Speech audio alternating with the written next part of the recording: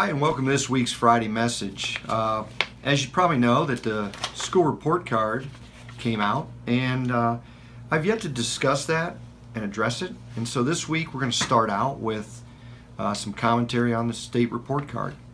And the first thing I'd like to say is that it is probably the most flawed document ever created. And here's an example why. When I look at indicators met, which are the tests that our students took, the threshold this year was changed from 75% to 80%, so they raised the bar. And in doing so, the results really skewed across the state. 22 schools received an A, 15 received a B, 22 received a C, 58 received a D, and 490 schools received an F. When we were going to college to become teachers, one of the things that our professors told us about testing was that a fair test would be a bell-shaped curve in the results. This is a perfect example of what a bell-shaped curve does not look like. And so it's difficult for people to understand, but it certainly is not a fair assessment of schools, because you cannot compare 614 schools under the same umbrella.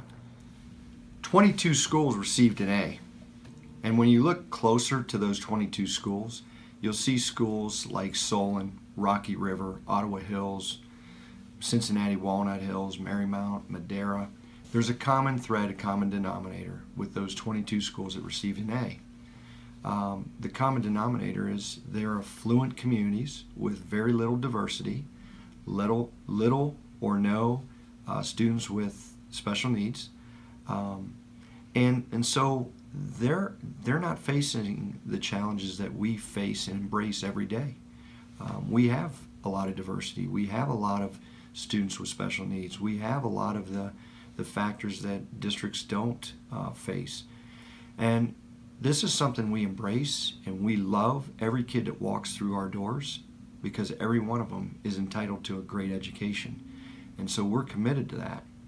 And so, like, when we're looking at evaluating our district, the focus that we like to look at is, are our kids growing at least a minimum of 1 year? So, for instance, a kid enters 4th grade, the goal is, should they be ready for 5th grade at the end of that 180 days? And we believe they should. And so when you look at the growth measures, our school was straight A's. We met A's in students with disabilities and our subgroups of students with disabilities, our gifted, our lowest 20%.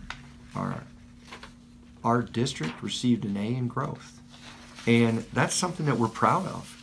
We're proud to know that our students grew at least 1 year from point A to point B, because that really is the goal of education. The second goal that we look at is our kids graduating, and again, straight A's. So the two factors that we look at that are important are growth and graduation. And if we're going to look at a document, let's look at those measures, because those are the ones that we should be focused on in education.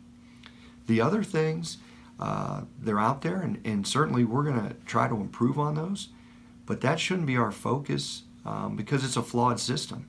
And again, when you have 22 schools with A's and 490 with F's, that's a concern that there is something wrong with the test or the measurement or the metric that we're using to evaluate schools and students. It's just not a fair process. So while we love the growth and we love the graduation rate, one of the things that I would tell you that doesn't show up on the report card are all the great things that we're doing with our kids. Our teachers work very hard every day. Our kids work extremely hard every day to be successful. And there are a lot of great things going on in our district. And at this time, let's go take a look at some of the things that are going on that never show up on a report card.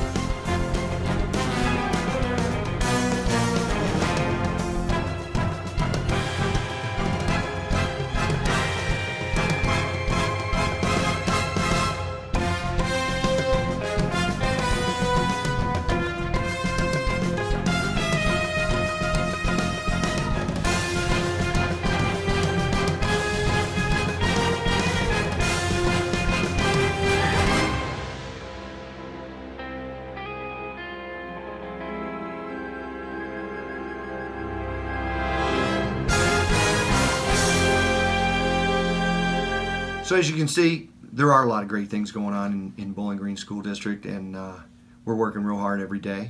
Our teachers are doing a great job, and our kids are doing a great job, and we're really proud of the efforts of all those people coming together and making a difference. Next week, big week, full of activities. It's homecoming week. We hope that you come out and support the Bobcats. Shout out to all of our fall athletes, and certainly our bands and cheerleaders. It'll be a great atmosphere, and we hope to see you at the stadium on Friday night. And as always, Bobcat proud.